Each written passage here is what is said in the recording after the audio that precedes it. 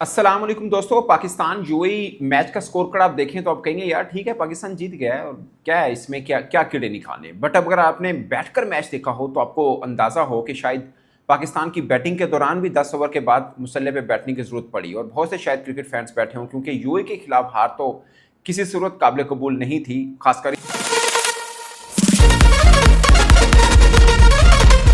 अस्सलाम वालेकुम दोस्तों। पाकिस्तान यूएई मैच का स्कोर कार्ड आप देखें तो आप कहेंगे यार ठीक है पाकिस्तान जीत गया है और क्या है इसमें, क्या क्या कीड़े निकाले। बट अगर आपने बैठकर मैच देखा हो तो आपको अंदाजा हो कि शायद पाकिस्तान की बैटिंग के दौरान भी 10 ओवर के बाद मुसल्ले पे बैठने की जरूरत पड़ी और बहुत से शायद क्रिकेट फैंस बैठे हों, क्योंकि यूएई के खिलाफ हार तो किसी सूरत काबिल कबूल नहीं थी। खासकर इस मोड़ पे जब आप एशिया कप से एक दो मैच की दूरी पर हो, पाकिस्तान थोड़ा घबराया, थोड़ा फिसला, थोड़ा तिल मिलाया। खासकर एक एक खामी जो पाकिस्तान की ट्राई नेशन सीरीज में पीछा कर रही है वो है स्पिन के खिलाफ पाकिस्तान की बैटिंग। अगर आप देखें 15 ओवर का खेल पाकिस्तान का और 15 ओवर का खेल यूएई का, तो आपको अंदाजा होगा कि पाकिस्तान ने आखिरी 5 ओवर में 74 रन बनाए बगैर विकेट खोए और यूएई को भी एक्जैक्टली 30 बॉलों पर 70 रन ही चाहिए थे। यानी 15 ओवर का खेल उन्होंने भी बेहतर खेला।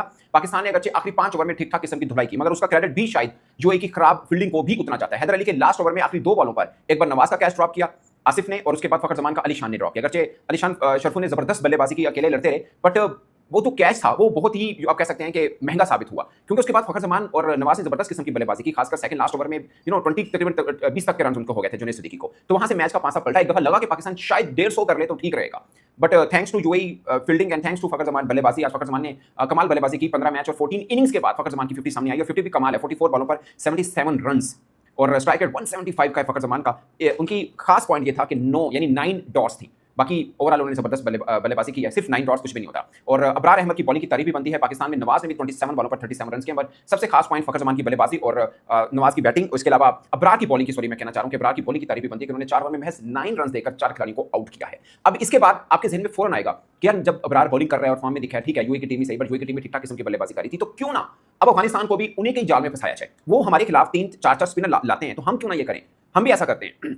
हमारे पास नवाज हैं और हमारे पास फहीम भी है। अगरचे फहीम ने अफगानिस्तान के खिलाफ पिछले मैच में जबरदस्त बॉलिंग की है, बट मुझे लगता है कि 2 ऑलराउंडर नहीं बनते, यहाँ पे एक और रेगुलर स्पिनर बनता है। आप सुफियान मुकीम की वापसी करें, ऑफ कोर्स जो मुझे बजाही लग रहा है कि हारिस रऊफ की वापसी होगी अगेंस्ट अफगानिस्तान, जो हम फाइनल मैच कर रहे होंगे। सो आपके पास सुफियान मुकीम, अबरार अहमद में भी नवाज भी अगर हो, साथ में ऊपर से साइम अयूब भी हैं, तो 4 स्पिनर का जाल आप भी बिछा सकते हैं। खासकर अबरार ने जबरदस्त बॉलिंग की है, उन्होंने कैरम भी अच्छा किया, उन्होंने गुगली भी अच्छी की और सबसे खास पॉइंट पेस ऑफ करके उन्होंने बॉलिंग की है। और इस पिच के ऊपर कैसे बॉलिंग करनी है अबरार ने अगरचे पहला मैच खेला, मगर उन्होंने बताया। अगेन मुझे लगता है कि सुफियान मुकीम आपकी टी20 में प्रायोरिटी जरूर होने चाहिए। अगरचे उनको पिछले मैच में 3 में 33 पड़ गया, उससे पिछले मैच में 4 में 44 बन गए। आज अबरार की बॉलिंग देख के आपको लगेगा कि सुफियान मुकीम अगर बैठ भी जाए तो खैर है, बट मेरा मानना है कि सुफियान मुकीम को बिठाना गलत ही होगी। आप 2 रेगुलर फास्ट बॉलर हैं, शाहीन प्लस में भी आप हारिस रऊफ के साथ जाएं। आपके पास अबरार अब तय पा चुके हैं, मुझे लगता है सुफियान मुकीम की भी वापसी करनी चाहिए। आपके पास 2 रेगुलर स्पिनर होंगे, आप शायद फहीम को बिठाना चाहें तो बिठा सकते हैं, आप चाहें तो नमाज को बिठाना चाहे बिठा सकते हैं, बट 2 रेगुलर स्पिनर का होना जरूरी है। साथ में साइम अयूब, अब देखिए अफगानिस्तान के खिलाफ मैच में साइम अयूब ने जबरदस्त किस्म की बॉलिंग की थी, आज उनको रन हुए। सो पॉइंट ये कहने का है कि वो आपके रेगुलर बॉलर नहीं है, जहां पे रन होना शुरू होंगे आप थोड़े घबराना शुरू हो जाएंगे। और अगर आपके पास सिर्फ 3 रेगुलर बॉलर हैं और बाकी 2 ऑलराउंडर हैं इंक्लूडिंग नवाज, तो कहीं घबराहट जरूर रहेगी। अगर फहीम अशरफ भी हैं आपके पास, नवाज हैं, साथ में आप साइम अयूब के साथ चले जाते हैं, सलमान आगा भी बीच में आके कर सकते हैं, ये चीजें जरूर हैं। बट एक रेगुलर बॉलर और हो तो पाकिस्तान अपनी ग्रिप मजबूत कर सकता है। आज अगर नवाज रुककर खेलें 27 बॉल 37 रन, बट अगेन वो एक छोटी टीम है यूएई की।